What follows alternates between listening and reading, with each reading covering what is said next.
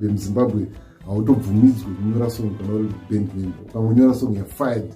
Mucha takambozviverenga a number of times maband leaders adzinga maband members anyora masongs.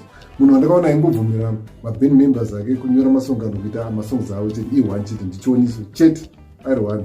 Vamwe vese whether kugospel kana ukangonyora song yako yafired. I remember rimwe band randakatomboridza ndaitonzi, let's say band racho nombopa example kwandinonzi the Holy Brothers. Ndatonzi imimi you are not the Holy Brothers. My Holy Brothers ndevanhu vakabata mamic, not imimi. Saka imimi hamunyore chinhu. Mukanyora masongs mukaimba vanozoitei. Saka imimi ndoziva zvekuridza.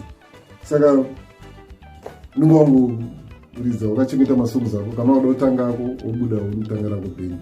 Though politics dzemagitare muzimbabwe mune serious politics zvekuti ukapinda muband usingazivi politics even pakuridza chepchep totanga wastada kuti muband umu ndoonererwa kusvika level ipi.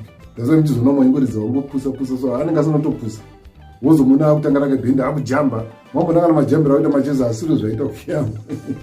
Saka mamaband inini pane mamaband I think I remember the first band regospel randakaridza so ndamboda kuonerwa manasko shamani kunogwa kuitwa izvozvo kunokuti amuchechi manje panotongodzikamo panangomira zvekuti duration temisa ndakaridza ndangoridza ndangopusa so ndazotanga kudzokerawo nemamabhendo anotoshamisa unotombozunguzuka unotomhera pamberi pano uchiita so mapamba acho waiti ukaenda pamberi ukadaonoriwa masolo chicho utonzi unonga atiite izvozvo unonga kutorera muridzi webheni blame saka utoita se utodzikama. Saka mabhendi kune politics dzakawanda.